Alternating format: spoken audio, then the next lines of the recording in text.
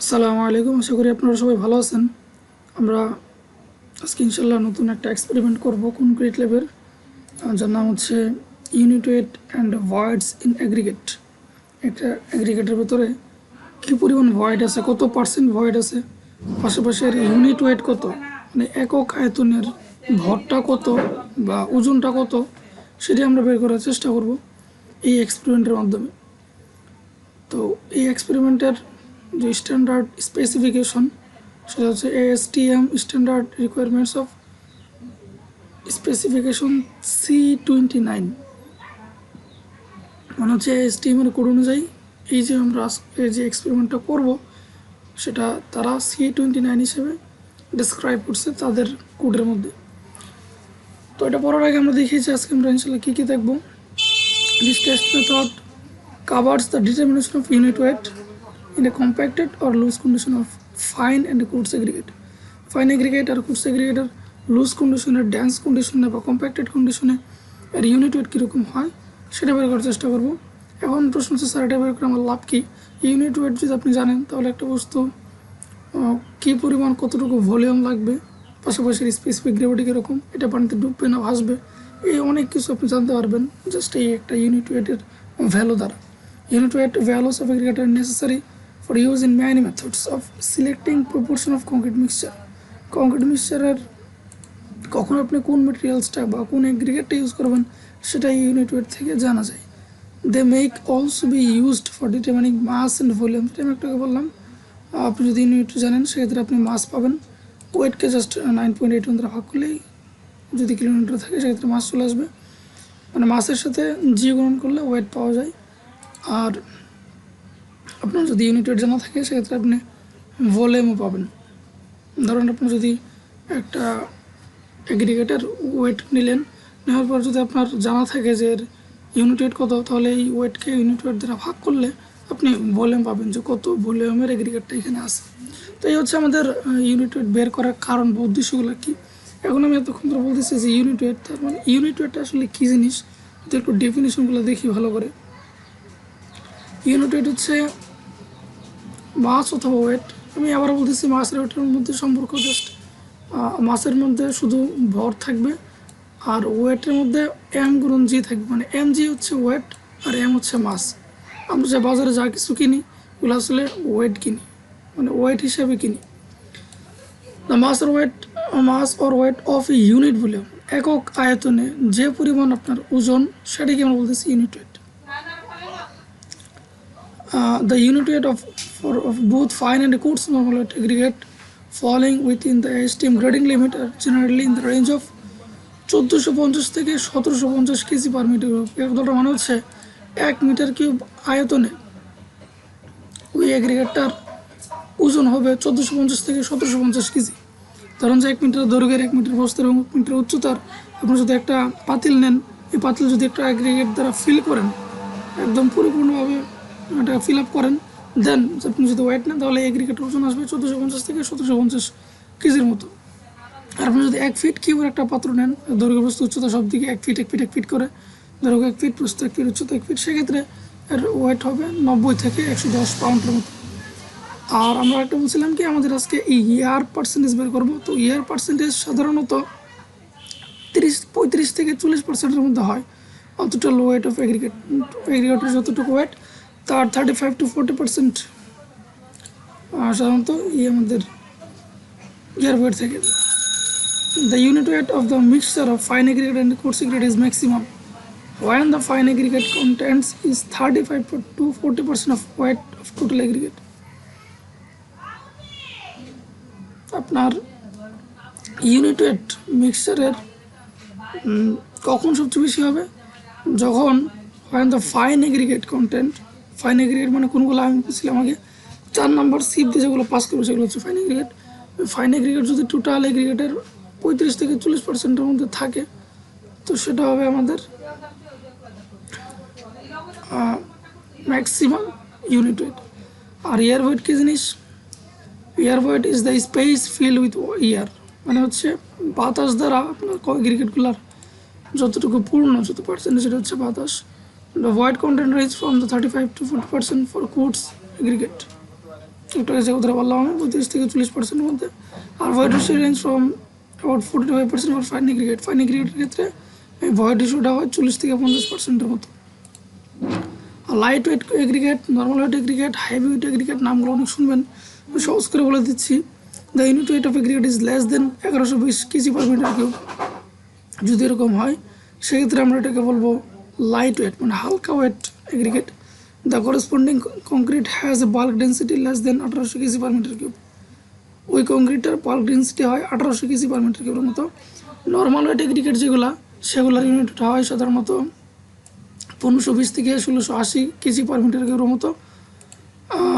আর এগুলোর bulk density হয় 2300 থেকে 2400 কেজি পার মিটার কিউবের মতো। আর একদম হেভি ওয়েটেড এগ্রিগেট যেগুলো, সেগুলোর ক্ষেত্রে আমাদের unit weight 2100 KG per metre কিউবের চেয়েও বেশি হয়। আর বাল্ক ডেন্সিটি হয় আপনার 3200 কেজি পার মিটার কিউবের মতো। তো এই ভ্যালুগুলো একটু মনে রাখবেন, তাহলে আপনি গ্রেডিং করতে পারবেন যে আপনার টেস্ট করার পর আপনার এগ্রিগেটটা লাইট ওয়েটেড নাকি নর্মাল ওয়েটেড নাকি হেভি ওয়েটেড এগ্রিগেট। তো এই জিনিসগুলো হচ্ছে আমাদের মেইন ডেফিনিশন। দেন কী কী জিনিস লাগবে আমরা যদি একটু দেখতে চাই, ট্যাম্পিং রড লাগবে। আমি এর আগে দেখাইছিলাম ট্যাম্পিং রড মানে জাস্ট কিছুই না, একটা স্টিলের রড। এই রড দ্বারা ট্যাম্পিং করা হয়। ট্যাম্পিং করা মানে হচ্ছে ধরুন যে আপনি একটা আমাদের যে মিজার, এই মিজারের মধ্যে এগ্রিগেট দিলেন, দিয়ে একটু ট্যাম্পিং করলে মানে কম্প্যাকশন করার জন্য এই রডটা ইউজ করা হয়। সেটা হচ্ছে ট্যাম্পিং রড। ব্যালেন্স হচ্ছে পাল্লা, যেটা আমরা ওয়েট নিব। শোভেলটা কাজে লাগে কখন, ধরুন যে আপনি ফিল আপ করছেন, তো অনেক সময় শার্প এডসগুলো কোনা কোনা বের হয়ে থাকে, তো এগুলো আর একটা স্মুথ সার্ফেস তৈরি করার জন্য এই শোভেল আর স্কোপ ইউজ করতে হয়। এখন আমরা দেখি এই মিজারগুলোতে আমরা একটু আগে দেখছি, আমি আবার দেখাচ্ছি মিজার আমরা কোনটাকে বলতেছি। এই যে ফিগারে একটু আগে আপনাদের দেখাইছিলাম, এই জিনিসটা হচ্ছে মিজার। এটার মাধ্যমে আমরা বিভিন্ন ক্রিকেটগুলো এটার মধ্যে রেখে ওয়েট নিব ক্রিকেটের। আর ক্যাপাসিটি অফ মিজার এটা ভেরি করে, কীরকম ভেরি করে, ম্যাক্সিমাম এগ্রিগেটের সাইজের উপরে। মানে আপনার যে এগ্রিগেটটা আপনি ইউনিট ওয়েট বের করবেন, ওইটার ম্যাক্সিমাম এগ্রিগেট সাইজ যদি হয় 0.5, সেক্ষেত্রে ক্যাপাসিটি হবে, মিজারের ক্যাপাসিটি হওয়া লাগবে 1/10 ফিট কিউব। এইভাবে যখন আপনার ম্যাক্সিমাম এগ্রিগেট সাইজ একদম 6 ইঞ্চ হবে, সেক্ষেত্রে আপনার ক্যাপাসিটি মিজার হবে 3.5 ফিট কিউব। তাহলে আপনার এগ্রিগেটের সাইজ দেখে আপনার আগে ফিক্স করা লাগবে যে আমি আসলে কোন মিজারটা নিব বা কোন পাতিলটা নিব। যখন আপনার একটা পাতিল ফিক্সড করা শেষ, দেন এই টেবিলটা আবার চেক করে নেবেন যে থিকনেসের জন্য। আমরা যে মিজারের কথা বলতেছি, আমরা চোখটাকে দেখলাম ভলিউম। এখন থিকনেসগুলো কীরকম হবে, যদি আমার ভলিউম 4.4 চেয়ে কম হয়, সেক্ষেত্রে বটম তলার যে মেটাল থিকনেস সেটা হবে 0.20 ইঞ্চ, আপার ওয়াল হবে 0.1 ইঞ্চ, আর 1.5 ইঞ্চ মিলিমিটার ফল হবে এত করে 0.10 ইঞ্চ করে। তো এইভাবে আপনি ফার্স্টে চেক করবেন যে আপনার ক্রিকেটের ম্যাক্সিমাম সাইজ কত। এটা বের হলে দেন আপনি দেখবেন যে আপনার ক্যাপাসিটি মানে ভলিউম কত মিজার। ভলিউম যখন জানা হয়েছে তখন আপনি দেখবেন যে আপনার এখন কোন ধরনের মিজার ইউজ করা লাগবে, তার বটমের থিকনেস কত, আপারের থিকনেস কত, এই সাইড ওয়ালের থিকনেস কত। তো যখন এগুলো আমার ফিক্স করা শেষ, আমি পাতিল ঠিক করে ফেলছি যে কোনটা নেব, দেন আমার ফার্স্টে ক্যালিব্রেশন করা লাগবে। তো ক্যালিব্রেশনের অনেক কথাবার্তা এখানে বলা আছে, তো আমি সহজ করে বলি। ক্যালিব্রেশনে কী কী লাগবে, পিস অফ প্লেট গ্লাস লাগবে, preferably less than 6 millimeter thick and at least 1 inch larger than the diameter of the measure to be calibrated. একটা গ্লাস প্লেট লাগবে। গ্লাস প্লেটটা কি আমি সবগুলো দেখাচ্ছি। Supply of water pump to chassis grease that can be placed on the rim of the container to prevent leakage. জিনিসগুলো আমি একটু ভিডিওতে দেখালে হয়তো আপনারা আরও ভালো বুঝতে পারবেন। আমি একটু ভিডিওতে দেখাচ্ছি এই প্রসিডিউরটা ক্যালিব্রেশনের। Determination of volume of measure, তো এটার এসটিএম কোড হচ্ছে C29। আপনি C29 বলে গুগলে সার্চ দিলে এই মেথডের সব কিছু চলে আসবে। এখন আমরা দেখব ক্যালিব্রেশন কী করে করতে হয়। প্রথমে আমাদের যে এই মিজারটা আছে, আমি একটু আগে পাতিলের কথা বলছিলাম, পাতিলে মাছটা একটা জিনিস মনে রাখবেন, এই দুই পাশে যাতে হ্যান্ডেল থাকে। আপনার তো ওয়েট নেওয়া লাগবে, এটা এক জায়গা থেকে লিফট করে এক জায়গাতে নেওয়া লাগবে, সেই জন্য হ্যান্ডেলগুলো যাতে থাকে। হ্যান্ডেল থাকার পর আপনার এই চারপাশে গ্রিজ দেওয়া লাগবে সুন্দর করে। এখন প্রশ্ন, স্যার গ্রিজ দেওয়ার দরকারটা কি? এই গ্রিজ দেওয়ার কারণে আপনার উপরে যে গ্লাস প্লেটটা আছে স্টিলের আর কাচের, ওই গ্লাস প্লেটটা এটার সাথে একদম ফিক্সড থাকবে, কোনো এয়ার বাবেল পেনিট্রেট করতে পারবো না বা বের হতে পারবে না। এতে করে আপনি 100% শিওর হতে পারবেন যে এর মধ্যে কোনো এয়ার বাবেল নাই বা বাতাস নাই বা কোনো বুদবুদ নাই। এই জন্য এটা আগে গ্রিস দিয়ে, ভ্যাসলিন বা এনি টাইপ অফ গ্রিস দিয়ে আগে ফিক্স করা লাগবে মিজারের চারপাশে। Then আমাদের এই যে determine the mass of the glass plate and measure, এই মিজারের যে ওয়েট সেটা ব্যালেন্স থেকে নেওয়া লাগবে। গ্লাস প্লেট বলতেছে গ্লাসের প্লেট আছে, তো এই দুটো একসাথে, এখন ভালো দেখতে পারতেছেন, এই দুটাকে একসাথে আমাদের ওয়েট নেওয়া লাগবে এবং এটা নোট ডাউন করে রাখা লাগবে যে আমার এই ওয়েটটা কত হয়েছে, আমার গ্লাস প্লেট আর মিজার ওয়েটটা কত হয়েছে সেটা নোট ডাউন করে রাখবেন। দেন আমাদের এই মিজারটাকে পানি দ্বারা পূর্ণ করা লাগবে। ফার্স্টে আপনি 90 থেকে 95% পূর্ণ করে টেম্পারেচারটা চেক করলেন যে কীরকম টেম্পারেচার আছে। Measure the temperature of the water 1 degree Fahrenheit, মোটামুটি 75 ডিগ্রি ফারেনহাইটের মধ্যে থাকা লাগে।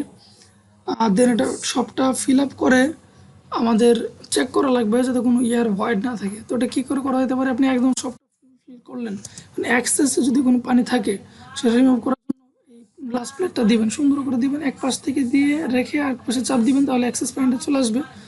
আর আরেকটা জিনিস আমাদের এনশিওর করা লাগবে যাতে ভেতরে কোনো বুদবুদ না থাকে, এয়ার পকেট যাতে না থাকে, আর এক্সেস পানিগুলো যাতে পড়ে যায়। আপনি অবশ্য দেখতেই পারবেন এই গ্লাস প্লেটের ভিতরে যদি কোনো বুদবুদ থাকে, দেন আবার একটু চেক করে পানি দিয়ে বুদবুদগুলো রিমুভ করবেন। Remove water that overflows on glass plate, আপনার এখন পানি যেগুলো পড়ছে এই মিজার থেকে সেগুলো ভালো করে পরিষ্কার করা লাগবে। পরিষ্কার করে দেন আবার আমাদের কী করা লাগবে, ওয়েট নেওয়া লাগবে। Determine the mass of the water glass plate measure, আপনি আবার ওয়েট নিলেন, পানি সহ ওয়েট নিলেন। এখন আমরা কী করবো, determination the density of water based on the measure temperature, calculate the volume of the measure by dividing the weight of water. Water আমি একটু দেখাই দিই কীভাবে করবেন। ভ্যালুগুলো যদি আমরা জানি, তো আমরা ফার্স্টে কী ভ্যালুগুলো নিছি, প্রথমে আমরা যে ভ্যালুগুলো নিছি সেটা হচ্ছে শুধুমাত্র খালি মিজার আর ট্যাম্পিং যে রড, সরি গ্লাস প্লেট, ওইটার ওয়েট নিছি। তো mass of glass plate glass and measure দুইটা সহ একসাথে আমাদের ওয়েটটা আসছে ধরেন যে 13.32 পাউন্ড সাপোজ। ওটা হচ্ছে পানি ছাড়া, মানে পানি দেওয়ার পরে mass of water plus plate glass and measure 28.89। তাহলে আমার এই পানির ওজন কত, দ্বিতীয় ওজন থেকে প্রথম ওজনটা মাইনাস করলে পানির ওজন চলে আসবে। পানির ওজন চলে আসলে আমরা যদি ওই যে পানির যে ইউনিট ওয়েট এটা দ্বারা যদি ভাগ করি, পানি unit density of water 72 degree সেন্টিগ্রেডে কত আমরা বের করলাম যে 62.28, পাসওয়ার্ড এই টেবিলে পাবেন আপনি। তাহলে আপনার ওই মিজারের ভলিউম কতটুকু, আপনি যে পাত্রটা নিয়ে কাজ করতেছেন এই পাত্রটার ভলিউম কতটুকু, একদম একজ্যাক্ট ওই ভলিউমটা চলে আসবে। এই একজ্যাক্ট ভলিউমটা চলে আসলেই আমরা আমাদের কাজটা করতে পারবো। এটা হচ্ছে ক্যালিব্রেশন। ক্যালিব্রেশন করলে একজ্যাক্ট ওই মিজারের ভলিউমগুলো পাওয়া যায়।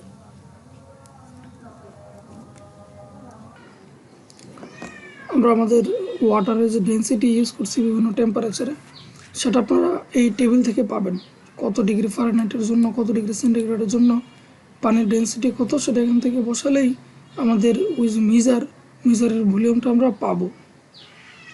তো যখন মিজারের ভলিউম আমরা পাইছি, দেন আমাদের জাস্ট একটা কাজ বাকি, সেটা হচ্ছে এগ্রিগেট সহ আমাদের ওয়েট কত সেটা বের করা লাগবে। আমরা জানি যে ডেন্সিটি সমান ওয়েট বাই ভলিউম, তার মানে ভলিউম যদি আমাদের বের করা আছে, ওয়েটটা এখন বের করতে পারলেই এই ওয়েটকে ভলিউম দ্বারা ভাগ করলে আমরা ইউনিট ওয়েট পাবো। তো এটা করার জন্য আমাদের 3 ধরনের মেথড আছে। 3 different procedures generally followed for the different determination of unit weight.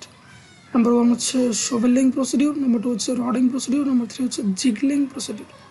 কখন কোনটা ইউজ করতে হয়? The shoveling procedure for loose unit weight shall be used only when specifically stipulated. অন্য সকল ক্ষেত্রে the compact unit weight shall be determined by the rodding procedure. Compact unit যদি আমরা বের করতে চাই, কম্প্যাক্টেড মানে হচ্ছে খুব ডেন্স, তখন আমরা রডিং প্রসিডিউর ইউজ করবো। For aggregate having a nominal maximum size যদি 1.5 ইঞ্চির মতো থাকে, তখন আমরা এই রডিং প্রসিডিউর ইউজ করবো। আর আমরা মিলিমিটার যদি বলি 37.5 মিলিমিটার যদি হয় maximum size of the aggregate, সেক্ষেত্রে আমরা রডিং প্রসিডিউর ইউজ করবো। আর যদি বাই দ্য জিগলিং প্রসিডিউর দ্বারা for aggregate having nominal maximum size greater than 1.5, যদি 1.5 বা তার চেয়ে বেশি হয় সেক্ষেত্রে আমরা এই জিগলিং প্রসিডিউর ইউজ করবো। তবে 1.5-এর চেয়ে বেশি হলেও 6 ইঞ্চির চেয়ে আবার বেশি হতে পারবে না, এটা আমাদের কনসিডারেশনে রাখা লাগবে।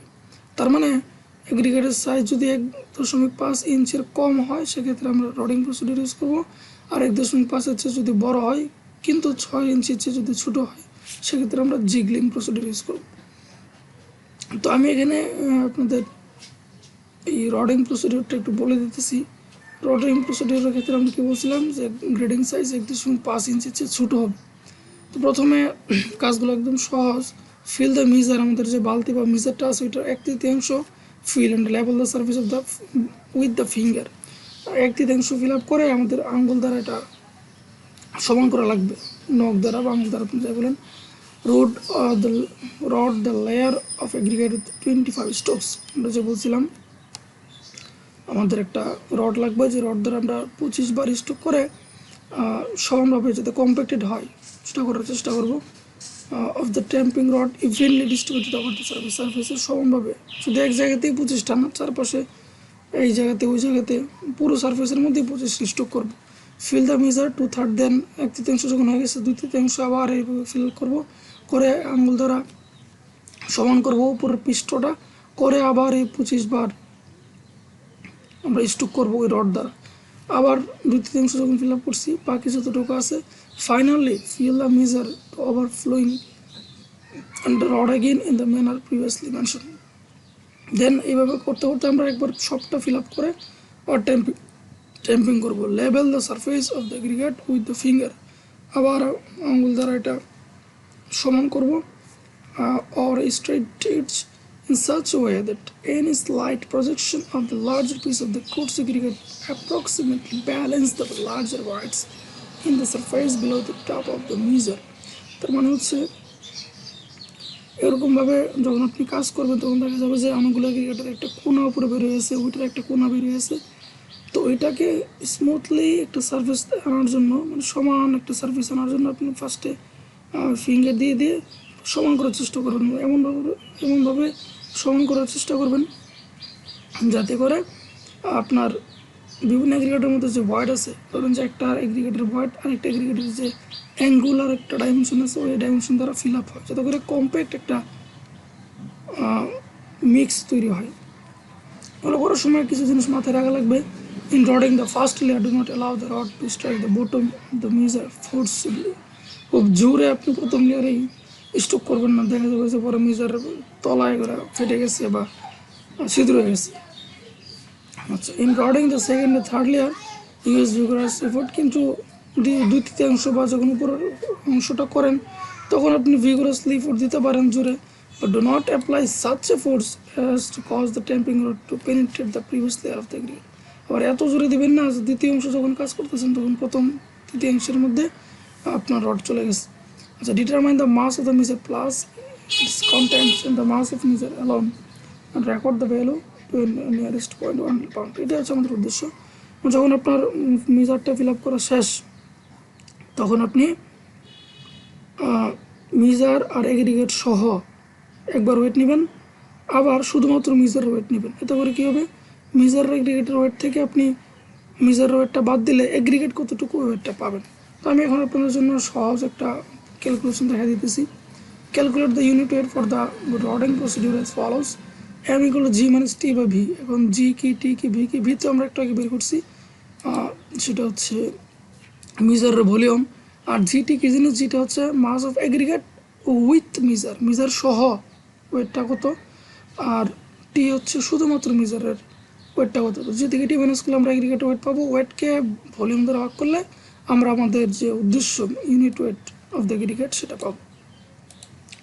এটা একটা সিস্টেম। আর একটা সিস্টেম হতে পারে জি মাইনাস টি ইন্টু এফ। এই এফটা আসলে 1/f, এই এফটা আসলে 1/v। আমরা যে ভলিউম পাইছি ওইটাকে 1/v করলে এই এফ পাওয়া যাবে, এইভাবে করতে পারেন। তো এটা করলে আমরা কি পাইছি? Unit wait. মাথায় রাখবেন আমরা ইউনিট ওয়েট পাইছি ড্রাই কন্ডিশনে। দেন আরেকটা কাজ হচ্ছে এসএসডি কন্ডিশনে। তো এসএসডি কন্ডিশনে কাজ করার জন্য আবার পুরো এক্সপেরিমেন্ট নতুন করে করার দরকার নাই। M into 1+a/100। তো এম তো আমাদের জানা আছে, ওই যে ইউনিট ওয়েট। এ কি জিনিস? এ হচ্ছে অ্যাবজর্পশন। অ্যাবজর্পশন কীভাবে বের করবেন, এক্সপেরিমেন্ট 5 এক্সপেরিমেন্ট 6 আমি দেখাইছিলাম যে অ্যাবজর্পশন কীভাবে বের করতে হয়। তো আবার আমি একটু বলে দিতেছি, ড্রাই ওয়েটটা একবার নেবেন এগ্রিগেটের, ড্রাই ওয়েটের পরে আপনার এসএসডি কন্ডিশন ওয়েটটা নেবেন। এসএসডি কন্ডিশন থেকে ড্রাই কন্ডিশন মাইনাস করলে পানি কতটুকু আছে সেটা চলে আসবে। ওইটাকে ড্রাই কন্ডিশনের ওয়েট দ্বারা ভাগ করে 100 দ্বারা গুণন করলেই পার্সেন্টেজ অফ অ্যাবজর্পশন চলে আসবে।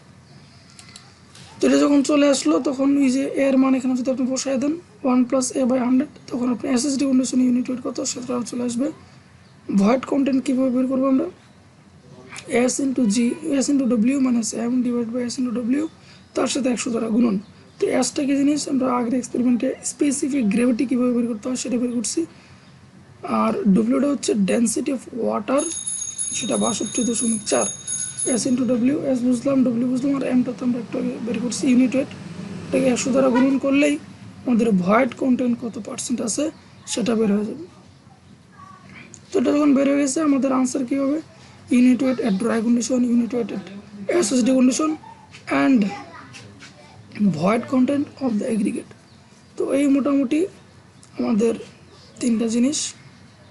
আপনি কম্প্যাক্ট কন্ডিশন একবার করে চেক করতে পারেন, লুজ কন্ডিশন একবার চেক করে দেখতে পারেন যে ইউনিট ওয়েট কীরকম ভ্যারিয়েশন আসতেছে। তো এই ছিল মোটামুটি আজকের ক্লাস। আসসালামু আলাইকুম।